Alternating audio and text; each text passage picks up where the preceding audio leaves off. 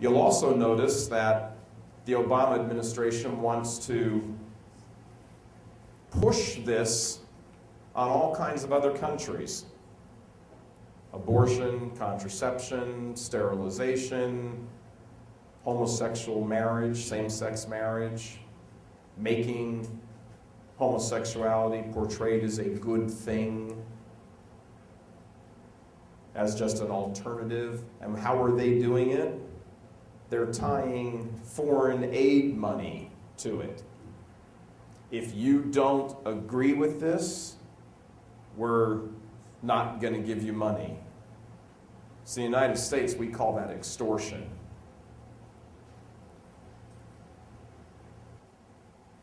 Let me ask you, why would the United States care about giving money to African nations only if they come to support abortion and homosexuality? Why would anybody in Washington, D.C. care about that? That doesn't affect anybody back in Washington, D.C. or in the United States. If the United States says, here's $1 billion, to whatever, fix your roads and start some school system of some kind that's really good. But you have to support abortion, or you have to vote for homosexual marriage. Why? Because they know that much of the African nations and the Asian nations that have a Christian influence, specifically a Catholic influence, they know that it has to be destroyed here as well. Different tactic, but the same end in mind. Charlie and I were in the Philippines last year, and we're going to be going back after we leave here, after we leave Africa, going to the Philippines. And same thing over there. The Philippines is the largest English-speaking Catholic country on earth. And they so far have been able to resist and fight off attempts to legalize contraception. Contraception is still illegal in the Philippines. God love them. But what's going on with the White House? We'll do this and we'll do that, but we're going to tie our money to you making contraception legal.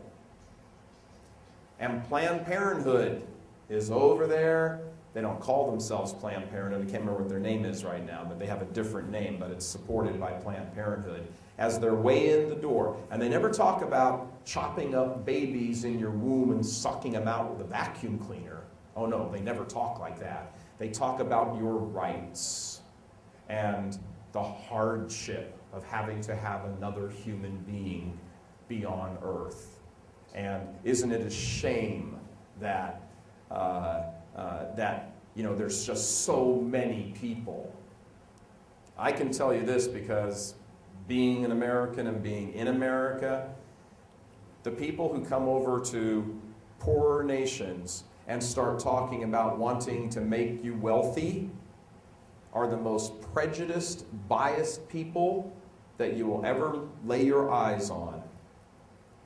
They have no desire to help poor people. They have a desire to get rid of poor people.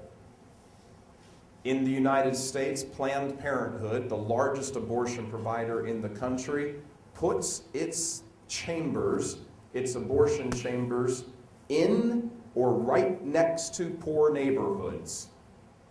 And they encourage the use of contraceptives so that they know that contraceptions have a fail rate. Everything has a failure rate. If you use a condom, hey, you know what? They come off a machine. They come off an assembly line. Some of them are going to be flawed. They're going to have a tear in them or be thin at some point. They know that, some people will use a birth control pill. Some women will use a birth control pill and something will go wrong. They'll miss a day. Something will happen. They're more than happy to encourage people to have as much sex as they can possibly have.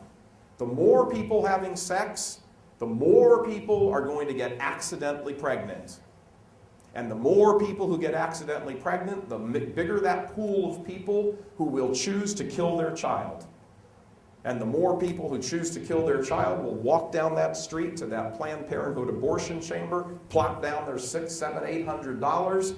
Planned Parenthood gets rich, and guess what? There's one less poor person that we have to deal with on earth. So we get rich, and you get poor and dead. And that is exactly the mentality